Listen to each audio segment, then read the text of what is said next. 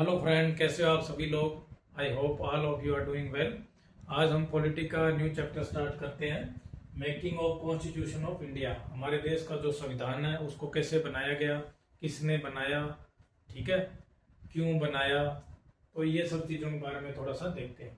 ये चैप्टर थोड़ा lengthy chapter है और थोड़ा टफ है, तो इसके अंदर क्या है ना, जो जो मैं यहाँ पे पढ़ाऊंगा वही चीज़ें आप लोगों को याद करनी है, रट लेना है इनको। इन्हीं में से क्वेश्चन बहुत बार आते हैं, तो इसको है ना, बहुत इंपॉर्टेंट चैप्टर है, इसको याद कर लेना आप, ठीक है, सभी चीज़ों को। और बहुत ही प्रिसाइज करेंगे, बहुत कम करेंगे, ज़्यादा बड़ा हम लेक्चर आधे पौने घंटे में हम ये लेक्चर पूरा करेंगे। और जैसे बुक के अंदर क्या था ना, पूरा दिन लग जाएगा आप लोगों को ये चैप्टर पढ़ने में, और वेरी डिफिकल्ट टू अंडरस्टैंड। यहाँ पे हम लोग बहुत सारी वो चीज़ें करेंगे जो एग्जाम में बार बार रिपीट होती है, और 90% क्वेश्चन जो हैं यहीं से आएंगे। बाई चांस कोई क्वेश्चन बाहर से आ भी गया तो उसको आप लोग क्या करोगे, इलिमिनेट मेथड से इजीली आप टिक कर सकते हो कि ये ऑप्शन तो हमें याद है और ये ऑप्शन नहीं होगा, तो उसको आप कर सकते हो क्वेश्चन को, ठीक है। तो आज हम देखते हैं making of the constitution of India. सबसे पहले क्या होता है ना, कॉन्स्टिट्यूशन या संविधान क्या होता है, ठीक है, ये देखते हैं। जैसे कॉन्स्टिट्यूशन और संविधान क्या होता है, एक कानून की बुक होती है, ठीक है ना, लॉ की बुक होती है, जिसके अंदर देश के सबसे मेन इंपॉर्टेंट जो ब्रॉड लेवल पे जो होते हैं ना, बड़े बड़े कानून बनाए जाते हैं, कानून इसके अंदर होते हैं, ठीक है, संविधान के अंदर होते हैं, और इससे हमारा देश जो है चलाया जाता है, ठीक है।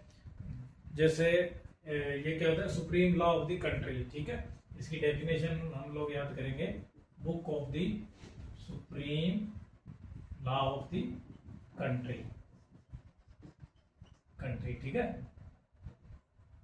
तो इसके ऊपर क्या होता है, based on these laws other detailed law of country is made by parliament, ठीक है। हमारी जो पार्लियामेंट है, स्टेट असेंबली है, ये जो बड़े लेवल पे जो कानून है ना, बड़े बड़े कानून हैं जिसके ऊपर हमारे संविधान के अंदर जो लिखा होता है, उस दायरे के अंदर में हमारी जो पार्लियामेंट है, हमारी स्टेट असेंबली है, वो डिटेल के अंदर कानून बनाती है, ठीक है। तो एक तरह से हम देख सकते हैं कि ये कानून की बुक है। इस बुक के आधार पे हमारा पूरा देश चलता है। इस बुक के आधार पे हमारे क्या डिटेल में कानून बनते हैं, हर एक चीज के, ईच एंड एवरीथिंग के। हमारा संविधान क्या बहुत ही डिटेल के अंदर सारी चीजें दी हुई है हमारे संविधान के अंदर, ठीक है। हमारे संविधान निर्माताओं ने बहुत सारा टाइम लगा के अलग अलग कंट्रीज के जो संविधान थे वहां से रिसर्च करके, कॉपी करके, और फिर हमारे देश के अंदर जो हमारी कंडीशन के अकॉर्डिंग, हमारे इन्वायरमेंट के अकॉर्डिंग, हमारे लोगों की डिमांड के अकॉर्डिंग जो है अच्छी अच्छी चीजें जो है संविधान के अंदर ली, और हमारे देश को भी इस तरीके से इस बुक के अकॉर्डिंग जो है चलाया जाए, ठीक है। तो इसके अंदर क्या है ना कि इसको किसने बनाया आप देखते हैं, ठीक है। हमारा जो संविधान है, ये कानून की जो बुक है, उसको किसने बनाया, इसको बनाया कॉन्स्टिट्यूएंट असेंबली ने, ठीक है, कॉन्स्टिट्यूएंट असेंबली। संविधान को क्या बोलते हैं अंग्रेजी में, कॉन्स्टिट्यूशन, ठीक है। कॉन्स्टिट्यूशन को बनाने के लिए क्या होती है, एक ग्रुप लोगों का समूह था, लोगों के समूह को क्या बोलते हैं, असेंबली बोलते हैं, ठीक है। जैसे हमारी अभी लोकसभा है, लोकसभा के अंदर कितने मेंबर है, 550 मेंबर है, 550 एमपीज है, ठीक है। उसी तरीके से उस टाइम पे जो हमारे कॉन्स्टिट्यूएंट असेंबली के जो मेंबर थे, एमपी थे, उन लोगों का एक समूह था। उन लोगों ने मिलके जो है हमारा संविधान लिखा, और उसको क्या बोलते थे, कॉन्स्टिट्यूएंट असेंबली बोलते थे, ठीक है। कॉन्स्टिट्यूशन बनाती थी उस असेंबली के लिए, इसलिए कॉन्स्टिट्यूएंट असेंबली बोलती है, ठीक है। जैसे हमारी अभी लोकसभा, ऐसे एक असेंबली होती थी उस टाइम, ऐसे आप लोग याद रख लो, ठीक है। तो उस असेंबली के अंदर ये असेंबली किसने बनाई, ये क्योंकि उस टाइम अंग्रेजों का राज था, तो अंग्रेज इतने भले मानस तो थे नहीं कि हमारे देश के अंदर वो लोगों को बोले कि आप लोग मिलके जो है एमपी इलेक्ट कर लो, उससे कॉन्स्टिट्यूएंट असेंबली बना लो और अपना संविधान बना लो, उसके अकॉर्डिंग आपका देश चलाओ। ऐसे तो उन्होंने बोला नहीं था, या उसके अकॉर्डिंग हम आपका देश चलाएंगे आपकी डिमांड के अकॉर्डिंग। उनको अंग्रेजों को तो क्या था, शोषण करना था। तो वो अपने हिसाब से, अपने खुद के देश के संविधान के अकॉर्डिंग जो उनके लिए बेनिफिशियरी थी, उस हिसाब से कानून बनाते थे और अपना देश चलाते थे। तो हमारे जो फ्रीडम फाइटर थे, उन्होंने बहुत सारा संघर्ष करके, लड़ाई करके कॉन्स्टिट्यूएंट असेंबली बनवाई, और उसके बाद में वो जो कॉन्स्टिट्यूएंट असेंबली थी उन्होंने हमारा देश का संविधान लिखा, जिसके अकॉर्डिंग आज भी हमारा देश चलता है। ठीक है, तो कॉन्स्टिट्यूएंट असेंबली के बारे में थोड़ी सी चीजें आप याद रखना कि इसकी सबसे पहले डिमांड किसने की थी 1934 में। ठीक है, एम एन रॉय थे, उन्होंने first time demanded for constituent assembly. ठीक है, कॉन्स्टिट्यूएंट असेंबली को फर्स्ट टाइम किसने डिमांड की थी, एम एन रॉय ने। ये क्वेश्चन बहुत बार आता है। सेकंड नंबर चीज है 1935 के अंदर कांग्रेस ने डिमांड की थी कॉन्स्टिट्यूएंट असेंबली की। ठीक है, नंबर थर्ड में अगस्त 1940 में। ठीक है, demand for constituent assembly accepted by the British government. ठीक है, ब्रिटिश गवर्नमेंट ने एक्सेप्ट कर ली। इसको क्या बोलते हैं हम, अगस्त ऑफर। ठीक है ना, अगस्त 1940 में किया था, इसलिए इसको अगस्त ऑफर बोलते हैं। ठीक है, तो 1934-35 में डिमांड की, 40 में एक्सेप्ट क्यों कर ली अंग्रेजों ने, इसलिए एक्सेप्ट कर ली क्योंकि 1939 के अंदर, एक साल पहले, वर्ल्ड वार सेकेंड शुरू हो गया था। और वर्ल्ड वार सेकेंड के अंदर इंडियंस का सपोर्ट लेने के लिए, भारतीय जो थे उनका सपोर्ट लेने के लिए उन्होंने क्या किया कि एक बार ऑफर दे दिया कि ठीक है आप कॉन्स्टिट्यूएंट असेंबली है जो बना लेना, उसके अकॉर्डिंग जो है हम आपका देश चलाएंगे, ऐसा उन्होंने एक आश्वासन दिया। उसको क्या बोलते हैं, अगस्त ऑफर बोलते हैं। ठीक, 1940 के अंदर। ठीक है, उसके बाद क्रिप मिशन,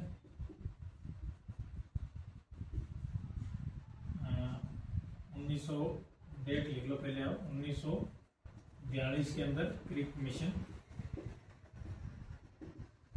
और सर क्रिप जो थे वहां के पार्लियामेंट के मेंबर थे, वो हमारे देश के अंदर आए और उन्होंने बोला कि ठीक है आप after the world war second के बाद, ठीक है ना, सेकेंड के बाद यू कैन मेक कॉन्स्टिट्यूशन, भी आप अपना संविधान बना लेना। ठीक है, फॉर यूर कंट्री। ठीक है, आप अपने देश के लिए वर्ल्ड वार सेकेंड के बाद में अपना संविधान बना लेना। तो ये किसने बोला, सर क्रिप जो आए थे, वहां के मेंबर थे, वहां के मंत्री थे ब्रिटिश पार्लियामेंट के, वो हमारे देश में आए 1942 में, और उन्होंने ये बोला बना लेना। तो इसको क्या बोलते हैं, क्रिप मिशन बोलते हैं। ठीक है, इसको याद रखना।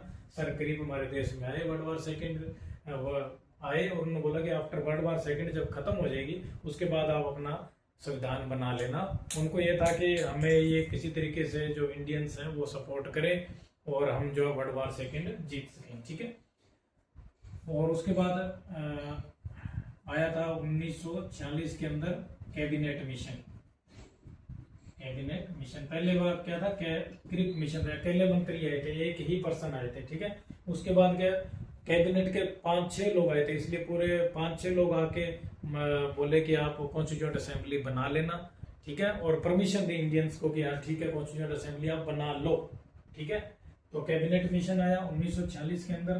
ठीक है, और allowed to make constituent assembly.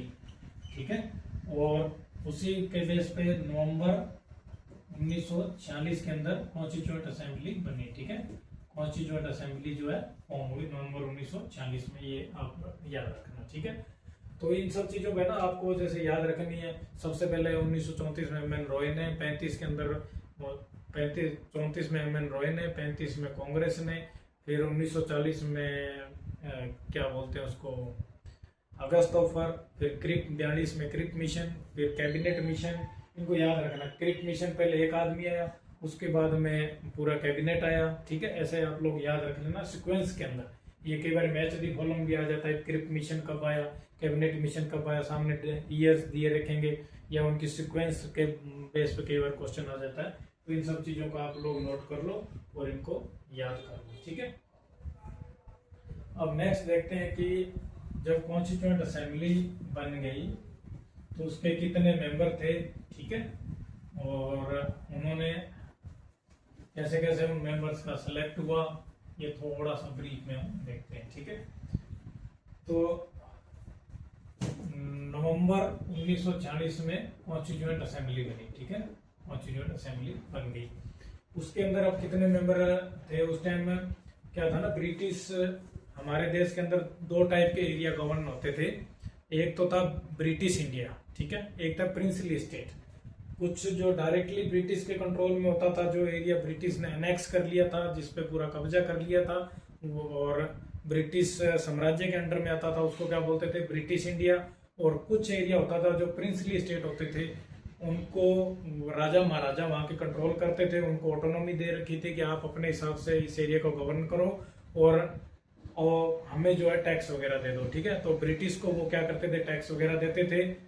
Main power क्या ब्रिटिश के पास ही रहती थी, ब्रिटिश के अकॉर्डिंग ही वो एरिया को गवर्न करते थे, पर राजा महाराजा एज इट इज थे, वो अपने हिसाब से भी कुछ चीजें कंट्रोल करते थे। जैसे हमारे देश के अंदर आज भी क्या है कि दो टाइप के एरिया गवर्न होते हैं। जैसे हमारे देश में 28 जो है स्टेट है, 8 यूनियन टेरिटरी है। तो स्टेट को गवर्न कौन करता है? चीफ मिनिस्टर करते हैं, हमारे जो मुख्यमंत्री होते हैं वो करते हैं। उनके अंडर में बहुत सारी पावर होती है, ऑटोनॉमी होती है, वो अपने हिसाब से स्टेट को चलाते हैं। और कुछ पावरें, ओवरऑल सुपरविजन किसका होता है? सेंट्रल गवर्नमेंट का।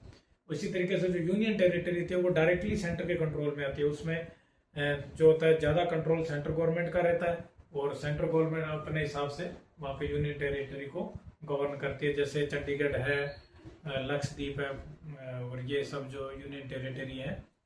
और उसी प्रकार से कुछ यूनियन टेरिटरी उनमें सीएम भी है, जैसे जम्मू कश्मीर है, दिल्ली है, पुडुचेरी है, उनमें भी सीएम भी होता है, पर ज्यादा कंट्रोल सेंटर का होता है, ठीक है। मतलब दो टाइप के एरिया हमारे देश के अंदर है। उसी टाइप से उस टाइम क्या थे? ब्रिटिश इंडिया था, ब्रिटिश इंडिया, और एक क्या थे? प्रिंसली स्टेट, ठीक है। तो ब्रिटिश इंडिया से है ना कितने मेंबर आते थे? 296 मेंबर थे ब्रिटिश इंडिया से थे। 93 मेंबर जो थे प्रिंसली स्टेट से थे। टोटल कितने हुए?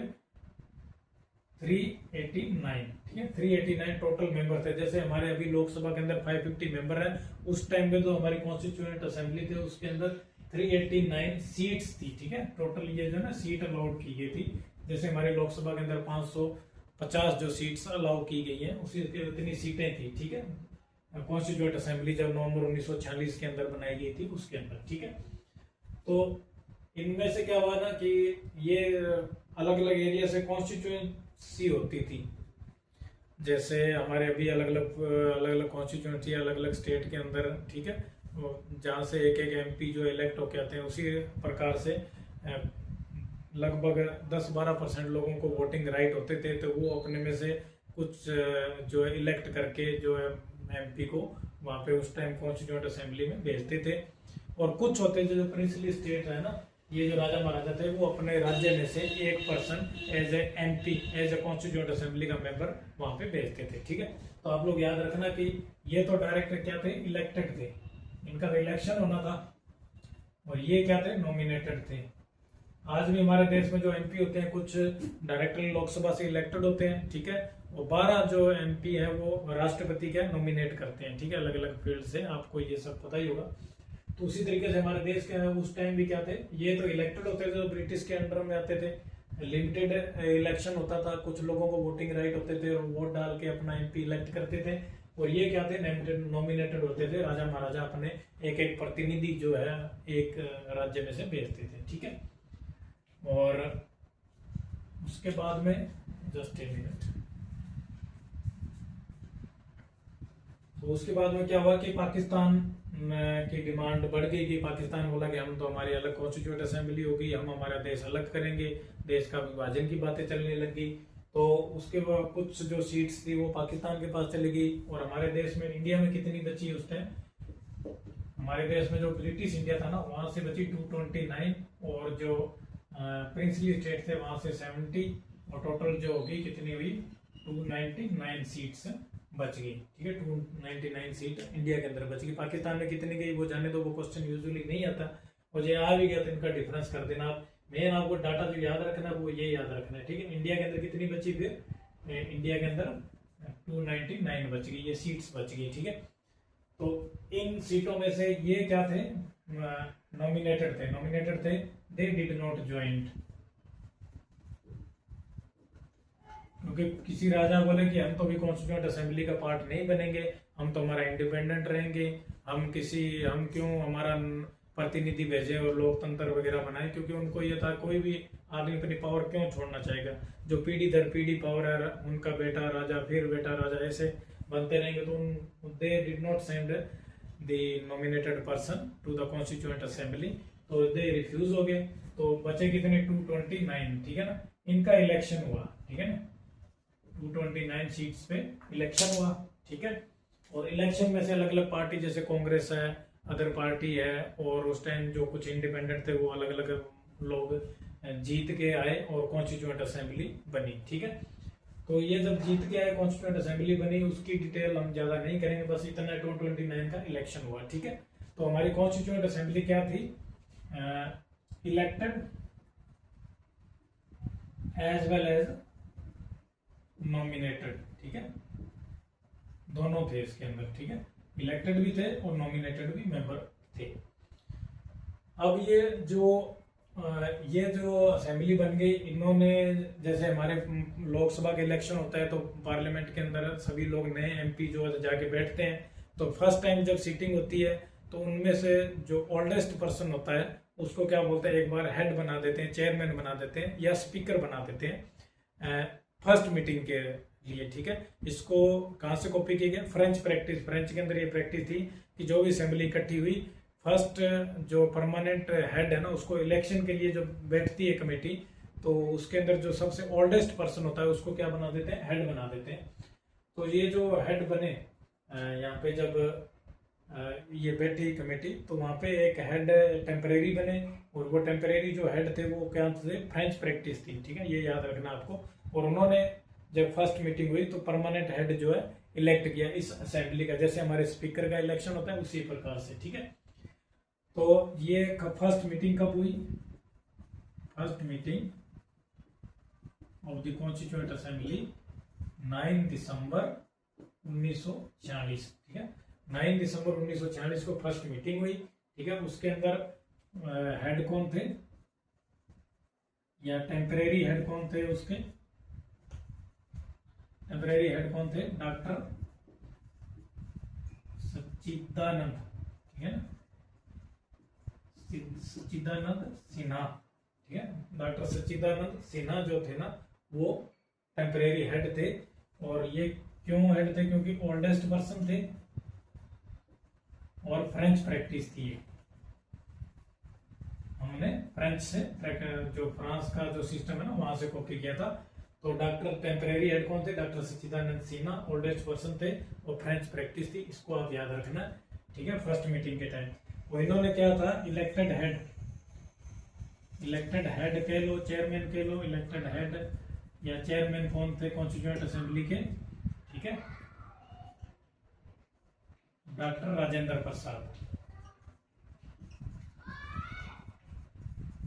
ठीक है। ये क्या थे, इलेक्टेड हेड थे, परमानेंट हेड थे डॉक्टर राजेंद्र प्रसाद, और जो ओल्डेस्ट जो टेम्परेरी हेड थे डॉक्टर सच्चिदानंद सिन्हा। और फर्स्ट मीटिंग ये हुई। ये सब डिटेल आपको बेसिक जो चीजें हैं इनको मगअप कर लेना, याद कर लेना डाटा, ठीक है। इन्हीं में से क्वेश्चन बार बार रिपीट होते हैं।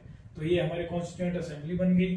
अब कॉन्स्टिट्यूएंट असेंबली का थोड़ा सा हम काम देखते हैं, इन्होंने कैसे हमारे देश के संविधान को बनाया, क्या क्या काम इन्होंने किया, ठीक है। ये थोड़ा सा देखते हैं। तो ये कॉन्स्टिट्यूएंट असेंबली थे ना, इनके दो काम थे, ठीक है, work of the constituent assembly, ठीक है। एक तो जो ये 229 जो मेंबर आए थे ना, इनका क्या काम था, एक तो काम था कि ये कंफ्यूज करेगा आपको, मत याद रखो। कॉन्स्टिट्यूएंट असेंबली के क्या काम थे, दो काम थे। एक तो संविधान बनाना, ठीक है ना, मेकिंग ऑफ द कॉन्स्टिट्यूशन, हमारे देश के लिए संविधान बनाना। और एक हमारा देश उसी टाइम आजाद हुआ था, तो टू मेक ए लॉ, जो कंट्री के लिए, लॉ फॉर द कंट्री, ठीक है ना। हमारे देश को लिए जो आजाद हुआ था देश, उसके लिए जो कानून की जरूरत थी, कुछ नियमों की जरूरत थी, तो वो कानून बनाना ये एक काम था। और एक जो था कॉन्स्टिट्यूशन बनाना। दो काम पैरेलल हमारी कॉन्स्टिट्यूएंट असेंबली करती थी। तो कॉन्स्टिट्यूएंट असेंबली के सेशंस होते थे, मिलते थे, तो अलग अलग पर्पज के लिए मिलते थे। एक तो जब जैसे हमारे अभी पार्लियामेंट के सेशन होते हैं ना, जैसे सबसे पहले कौन सा होता है, बजट सेशन होता है, ठीक है, मार्च अप्रैल के अंदर, फरवरी मार्च में होता है। तो उसमें क्या होता है कि 15-20 दिन पार्लियामेंट हमारी चलती है, बजट के बारे में डिस्कस करते हैं, उसको 15-20 दिनों को एक सेशन बोलते हैं। उसी प्रकार से विंटर में सेशन, मानसून सेशन होता है, फिर विंटर सेशन होता है, 3 सेशन होता है। उसी प्रकार से उस टाइम जो कॉन्स्टिट्यूएंट असेंबली थी उसके भी अलग अलग सेशन होते थे। तो वो एज मेकिंग द कॉन्स्टिट्यूशन उस टाइम मिलते थे, और कभी का और दूसरे सेशन होते थे make the law for the country, जब कंट्री को चलाने के लिए, कंट्री को रन करने के लिए जो मौके पे जो कानून बनाने थे, तब भी वो असेंबली इकट्ठी होती थी। तो इनके हेड है ना अलग अलग होते थे। टू मेक ए कॉन्स्टिट्यूशन, अब हेड कौन होते थे, डॉक्टर राजेंद्र प्रसाद। ये आपको याद रखना है, ठीक है, ये क्वेश्चन बहुत बार आता है। जब कॉन्स्टिट्यूशन बनाते थे तब असेंबली के हेड कौन थे, डॉक्टर राजेंद्र प्रसाद। पिछले हमने पेज पे देखा था कि doctor Rajendra Prasad elected head थे, ठीक है। और जब कंट्री के लिए लॉ बनाना है तब कौन हेड होते थे, जीवी मलवंकर, ठीक है, जीवी मलवंकर जो थे वो हेड थे। अब जीवी मलवंकर को कैसे याद रखोगे आप, ये तो याद रख लें कॉन्स्टिट्यूशन बनाने के लिए कॉन्स्टिट्यूशन डॉक्टर राजेंद्र प्रसाद थे। डॉक्टर राजेंद्र प्रसाद ही बाद में राष्ट्रपति बने। तो राष्ट्रपति क्या होता है, कॉन्स्टिट्यूशन से रिलेटेड होता है, इसलिए आप लोग याद रख लेना कॉन्स्टिट्यूशन के लिए डॉक्टर राजेंद्र प्रसाद। और कंट्री का लॉ बनाने के लिए कौन थे, मलवंकर। क्योंकि हमारे देश को चलाने के लिए क्या लॉ की आवश्यकता होती थी, कानून की आवश्यकता होती थी, और माल की आवश्यकता होती थी, मतलब पैसों की, मनी की जरूरत होती थी। तो मनी ऐसे आप एज्यूम कर लो कि जीवी मलवंकर, माल, इनके पास माल था, पैसे थे, इसलिए इनको हेड बना दिया कि हमारे देश को ऐसे से मतलब चलाना है, ठीक है। तो हमारे देश को चलाने के लिए जो लॉ थे वो कौन बनाते, उस टाइम हेड कौन थे, जीवी मलवंकर थे, ठीक है, हेड। ऐसे याद रख लेना, माल से, वेल्थ से, मनी से, देश को चलाने से रिलेटेड, ठीक है। तो उससे रिलेटेड जो कानून बनाते थे जीवी मलवंकर थे, और जो संविधान बनाते थे उसके लिए डॉक्टर राजेंद्र प्रसाद थे। वहां पे कई बार क्या था, ऑप्शन थे कि कंफ्यूजन आ जाता है, तो आप लोग इसको याद रखना, माल मतलब कंट्री चलाना, मतलब कानून बनाना, मतलब ये जो जीवी मलवंकर थे कंट्री को लॉ बनाने के लिए। कॉन्स्टिट्यूशन डॉक्टर राजेंद्र प्रसाद ही फर्स्ट राष्ट्रपति थे, तो संविधान से राष्ट्रपति वैसे लिंक करके आप लोग याद कर लेना, ठीक है। ये जो मेन पर्पस था, ठीक है, कॉन्स्टिट्यूएंट असेंबली के वर्क थे, पर्पस थे, और क्या क्या काम किया, ठीक है ना। Constituent assembly, work done by constituent assembly, क्या क्या काम किया उन्होंने कॉन्स्टिट्यूएंट असेंबली ने उस टाइम। सबसे पहले तो कोई भी देश आजाद होता है तो उसको अपने फ्लैग की जरूरत होती है, झंडे की जरूरत होती है, कि हमारा ये फ्लैग है, ये झंडा है, ठीक है। जैसे हमारे देश के अंदर ट्राई कलर है, तो उन्होंने क्या किया, अडॉप्टेड नेशनल फ्लैग। कब अडॉप्ट किया उन्होंने, 22 जुलाई 1947, ठीक है। 22 जुलाई 1947 को क्यों ऐसे कैसे याद रखें, क्योंकि 15 अगस्त को हमारा कंट्री आजाद हुआ था। 15 अगस्त में झंडा फहराना था। उससे पहले क्या होता है, अगस्त से पहले जुलाई, और 22 जुलाई को इलेक्ट के लिए, ऐसे महीना याद रख लेना। अगर आजादी से जस्ट पहले फ्लैग हमें सेलेक्ट करना है, क्योंकि आजादी भी हमें झंडा फहराना है, तो ऐसे याद कर लेना 22 जुलाई 1947 को इन्होंने फ्लैग को क्या अडॉप्ट किया था, ठीक है। हम सभी को पता है कि हमारे देश का जो फ्लैग है वो ट्राई कलर है, ठीक है। इसकी थोड़ी सी डिटेल हम देख लेते हैं। ट्राई कलर है, 3 पट्टियां ऐसे होती हैं, उसके अंदर सबसे ऊपर क्या होता है, सेफ्रॉन होता है, सेफ्रॉन कलर होता है, बीच में व्हाइट होता है, नीचे क्या होता है, ग्रीन होता है, ठीक है। ये कलर भी याद रख लेना, कई बार एग्जाम के अंदर ऑप्शंस में आ जाते हैं, ठीक है। बीच में क्या होता है, अशोक चक्र होता है, ठीक है। और अशोक चक्र के अंदर ये स्पाइक्स होते हैं, ठीक है। ये कितने स्पाइक्स होते हैं, 24 स्पाइक्स होते हैं अशोक चक्र के अंदर, ठीक है। तो इसकी लेंथ से विड्थ का रेशो जो होता है वो कितना होता है, 2:3, मतलब ये मान लो 3 भाग है इसके, 3 सेंटीमीटर मान लो लेंथ है, तो इसकी 2 सेंटीमीटर लेंथ होगी। लंबाई तो चौड़ाई रेशो ये रहता है, ठीक है। और ये इसको जो है हमारे नेशनल फ्लैग को किसने डिजाइन किया था, ठीक है, पिंगाले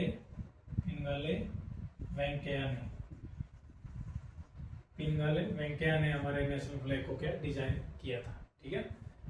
पिंगाली वेंकैया याद रख लेना। ये नेशनल फ्लैग के बारे में थोड़ा सा ज्यादा डिटेल में चलेगी, लेकिन ये सब चीजें कई बार क्वेश्चन आ जाता है, ठीक है।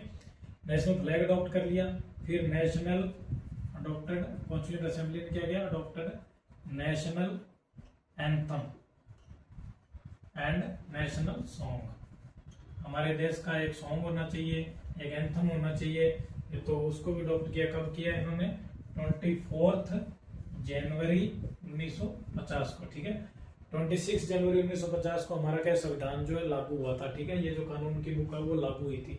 तो उससे 2 दिन पहले इन्होंने क्या किया, हमारे देश का national anthem, national song adopt किया था, ठीक है।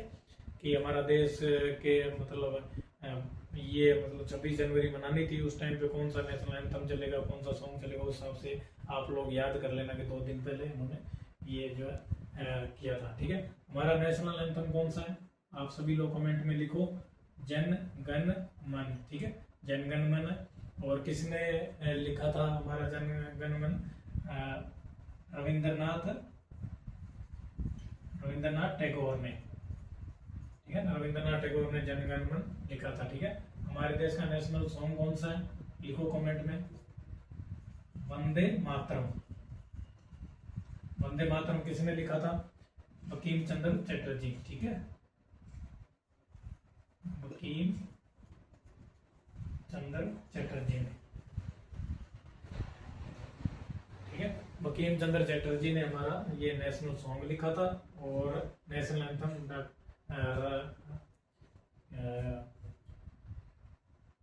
रविंद्रनाथ टैगोर ने लिखा था, ठीक है। रविंद्रनाथ टैगोर ने हमारा नेशनल एंथम लिखा, नेशनल सॉन्ग जो है बंकिम चंद्र चटर्जी ने लिखा था, इसे याद रख लेना, ठीक है। वंदे मातरम वी, ठीक है ना, वी वंदे मातरम वी, ये याद रख लेना, ये थोड़ा सा कंफ्यूज करता है, ये तो हमें याद है सब लोगों को, जन गण मन रविंद्रनाथ टैगोर, ठीक है, ये आपको याद है।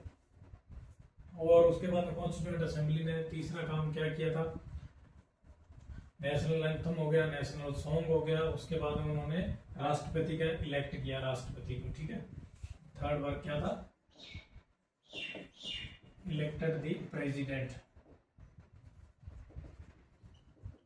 ऑफ इंडिया, ठीक है। कौन थे, डॉक्टर राजेंद्र प्रसाद, जो कॉन्स्टिट्यूएंट असेंबली के हेड थे, ठीक है, डॉक्टर राजेंद्र प्रसाद, ठीक है, फर्स्ट प्रेसिडेंट ऑफ इंडिया। कब इलेक्ट किया था इनको भी, 24 जनवरी 1950 में, ठीक है। तो 24 जनवरी 2 दिन बाद, क्योंकि झंडा फहराना था, 26 जनवरी को झंडा कौन फहराता है, राष्ट्रपति फहराता है, 15 अगस्त को कौन फहराता है, प्राइम मिनिस्टर फहराता है, ठीक है। तो 26 जनवरी को झंडा फहराना था, उनसे 2 दिन पहले क्या किया था, डॉक्टर राजेंद्र प्रसाद को प्रेसिडेंट इलेक्ट किया। ये किसने किया, कॉन्स्टिट्यूएंट असेंबली ने, ठीक है। उसके बाद में rectify the membership for commonwealth of the country, ठीक है, ये काम किया, एक rectify the membership of India to the commonwealth country. ये जो कॉमनवेल्थ है, ठीक है ना,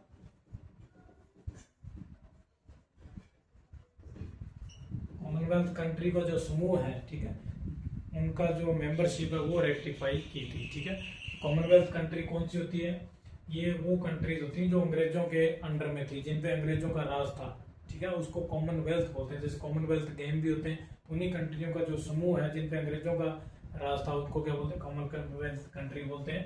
ये 57 टोटल कंट्री है जिनके ऊपर अंग्रेजों का राज था, जो कॉमनवेल्थ के अंडर में आती है, ठीक है। बस इतना ही आप कॉन्स्टिट्यूएंट असेंबली के वर्क याद रखो, 4 ही वर्क है। एक तो इजी है, ठीक है, नेशनल जो है flag, national song, national anthem, राष्ट्रपति और कॉमनवेल्थ कंट्री का पार्ट बनना, ये 4 वर्क आप लोग याद रख लेना, ठीक है, ज्यादा डिटेल में नहीं जाना है। और उसके बाद क्या हुआ कि हमारा संविधान जो है लागू हो गया, ठीक है। तो अडॉप्ट कब किया हमारा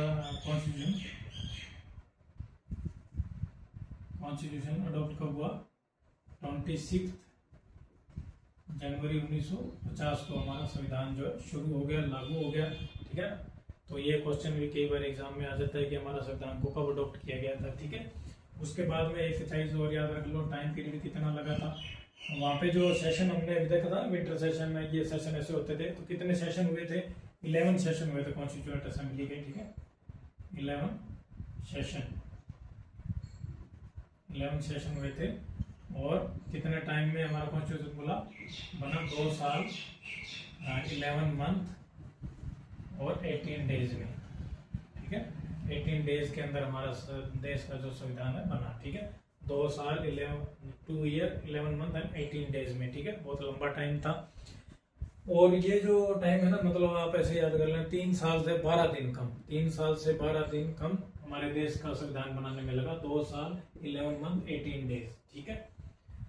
और उसके बाद में ये देख लो, ये जो संविधान लागू हुआ जब 26 जनवरी 1950 को जब लागू हुआ, तो इसके संविधान के अंदर क्या था, एक बुक है ना, उसको पार्ट्स थे, अलग अलग पार्ट्स में, भागों में डिवाइड किया गया था, ठीक है। जैसे हमारी कोई भी बुक होती है, उसके अंदर एक प्रस्तावना होती है, उसके अंदर सब दिए रहते हैं, भी हमारे इस बुक के अंदर ये सब कुछ है। उसके बाद अलग अलग पोर्शन एक एक ग्रुप के अंदर डिवाइड होते हैं, उसके अंदर चैप्टर्स होते हैं। उसी हिसाब से हमारी जो देश की जो कानून की जो बुक है, उसको भी अलग अलग पार्ट्स में डिवाइड किया गया। तो 26 जनवरी 1950 के अंदर जो बुक हमारी थी, उसके अंदर के संविधान जो था, उसके अंदर क्या था, ए प्रियम्बल, ठीक है, ए प्रियम्बल यहाँ लिख देते हैं। 26 जनवरी 1950 को उसके अंदर क्या था, ए प्रियम्बल, एक प्रियम्बल था, ठीक है। 8 शेड्यूल थे, 8 शेड्यूल थे, ठीक है। 22 पार्ट्स थे। ये पार्ट मतलब इस बुक के ही डिवाइड किया हुआ है, ठीक है। ये प्रियम्बल होता है, प्रस्तावना होती है, फर्स्ट जो चैप्टर होता है। ये शेड्यूल में 8 शेड्यूल थे, 22 पार्ट थे, ठीक है। और 395 आर्टिकल्स थे। ये आर्टिकल्स थे, ऐसे मतलब ये आर्टिकल है ना, इनको अलग अलग पार्ट्स के अंदर रखा गया था, पहला पार्ट, दूसरा पार्ट, थर्ड पार्ट, ऐसे। तो 22 पार्ट थे, उनमें 395 आर्टिकल्स थे। और ये शेड्यूल अलग होते हैं, शेड्यूल के अंदर अलग अलग चीजें मेंशन होती है, अलग अलग शेड्यूल होते हैं। तो ये 8 शेड्यूल थे, उस टाइम एक प्रियम्बल था, ठीक है। उस टाइम जब संविधान लागू हुआ था 26 जनवरी 1950 को, ठीक है। 26 जैन 1950 को ये चीजें थी, ठीक है। अभी 2026 में क्या क्या है हमारे संविधान के अंदर, क्या क्या चेंजेस हुए हैं। प्रियम्बल एक ही है, प्रियम्बल में एक प्रियम्बल है अभी देश के अंदर, ठीक है ना। और 12 शेड्यूल है, शेड्यूल 4 ऐड हो गए, ठीक है। 12 शेड्यूल है, 25 पार्ट्स हैं, पार्ट्स भी 3 ऐड हो गए, और 448 आर्टिकल्स हैं। ये आपको डाटा याद रखना है, ठीक है। उस टाइम एक प्रियम्बल था, अभी भी एक प्रियम्बल है। 8 शेड्यूल थे, 12 शेड्यूल है, 22 पार्ट थे, 25 पार्ट है, 395 आर्टिकल थे, 448 आर्टिकल हो गए आज की तारीख में। इसको आप याद रखना है ऐसे, ठीक है। ये क्वेश्चन कई बार रिपीट होता है, ठीक है। उसके बाद हम देखते हैं कि अलग अलग जो संविधान बनाया था ना हमारे कॉन्स्टिट्यूएंट असेंबली ने, उनकी अलग अलग कमेटियां बनी थी, बहुत सारी कमेटियां थी, अलग अलग कमेटियां काम करती थी। आज भी हमारे पार्लियामेंट के अंदर क्या है, अलग अलग कमेटियां अलग अलग काम करती हैं। जैसे बजट कमेटी है, स्क्रूटनी कमेटी है, स्क्रूटिनी कमेटी है, ठीक है, जो स्क्रूटिनी करती है, ठीक है। पार्लियामेंट अफेयर कमेटी है, ऐसे बहुत सारी अलग अलग कमेटियां उस टाइम भी थी। तो हम 3-4 कमेटियां याद करेंगे, और बाकी कोई कमेटी पे क्वेश्चन आ गया तो हमें 3-4 याद होगी, तो हमें पता होगा ये तो है नहीं, बाकी कोई हुआ तो हम उसका मार्क कर देंगे, ठीक है। तो एक तो थे ड्राफ्टिंग कमेटी, एक तो थी ड्राफ्टिंग कमेटी, ठीक है। उनके जो हेड कौन थे, ड्राफ्टिंग कमेटी। ड्राफ्टिंग कमेटी क्या काम था कि जैसे ही कोई आर्टिकल फाइनल हो गया या कोई भी कानून जो फाइनल हो गया, उसको ड्राफ्ट करना, उसको लिखना, ठीक है। कॉन्स्टिट्यूएंट असेंबली में कोई भी कानून आता था, उस पर डिबेट होती थी, डिस्कस करते थे, हाँ उसके अंदर मॉडिफाई करके फाइनल जो राइटिंग करती थी वो क्या थी, ड्राफ्टिंग कमेटी थी।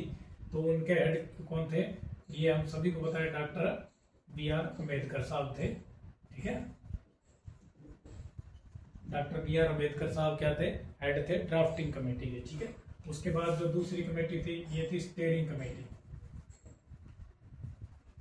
स्टीयरिंग कमेटी को आप ऐसे याद कर लेना कि हमारे देश का जो है ना संविधान है, या हमारे देश का जो स्टीयरिंग है वो किसके हाथ में होता है, राष्ट्रपति के हाथ में होता है, ठीक है ना। राष्ट्रपति क्या होता है, हमारे देश के हेड होते हैं। हमारे देश की इंटरनेशनल जो भी संधि होती है, कोई भी काम होता है, राष्ट्रपति के नाम पे होता है। तो जो हमारे देश का जो स्टीयरिंग है वो किसके हाथ में होता है, राष्ट्रपति के हाथ में। तो उस टाइम राष्ट्रपति कौन थे, डॉक्टर राजेंद्र प्रसाद, ठीक है।